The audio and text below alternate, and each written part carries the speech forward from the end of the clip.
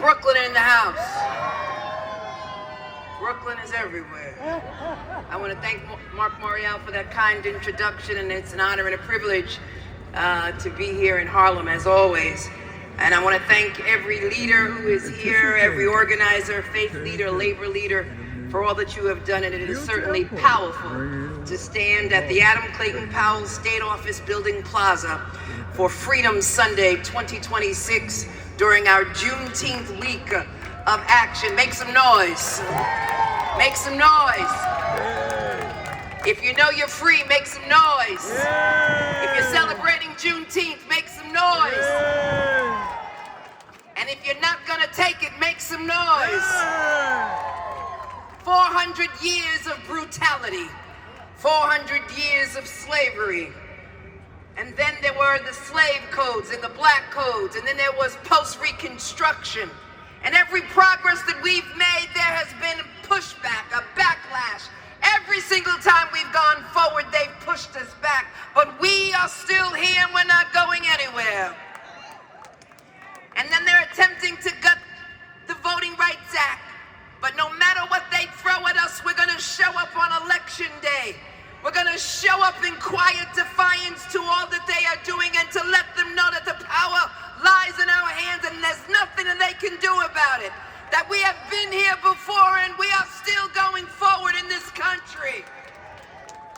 And that spirit that motivated all of those to march in Selma, Alabama runs through our DNA. It's part of who we are each and every day. And all of us here in Harlem and all throughout this nation, we must register voters. We must talk to young people. We must organize. We must agitate. We must litigate. We've got to let everyone know that this too is our country. We've got to let individuals know that the voting rights is our voice, and they will not take away our power.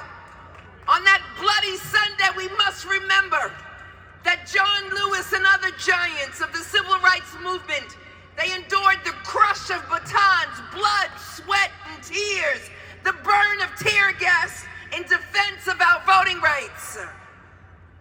And those Americans fought for their fair share of democracy. And the Voting Rights Act clarified and confirmed the most vital of those rights, the right which all other rights emanate. And to attack it disenfranchises millions of Americans, millions of Black Americans, as we continue to march for a more perfect union. But their attempt to silence our voices strikes at the heart of our democracy.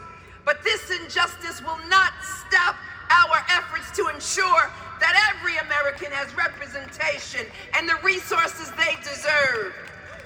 We will show up in record numbers, and I will use the law along with my other Democratic attorney generals, again, to fight their efforts to purge voters, to require voter IDs, and to change the district lines. As the Attorney General of this great state of New York, we have a law here in New York, again, that protects your right to vote. And that law is something that should be amplified all over this nation. Because in my heart, I carry the sacrifices of all of those who died and bled for my right to vote and for my right to be here and to preserve the integrity of our relations, of our elections. And not to promote some vague idea of American democracy, but because voting is the way to address the affordability and the quality of life issues we experience each and every day. You see, they don't want to talk about the lack of affordable housing. They don't want to talk about the cost of food. They don't want to talk about transportation. They don't want to talk about the needs of people. They don't want to talk about the growing disparity, income disparity. They don't want to talk about the fact that wages have been stagnated and those at the top are making billions. They don't want to talk about that. What they want to do is strike at the heart of democracy by taking your votes away from you, but we won't allow it because our ancestors died and bled for that right.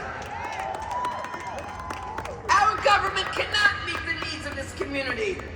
And so we will do all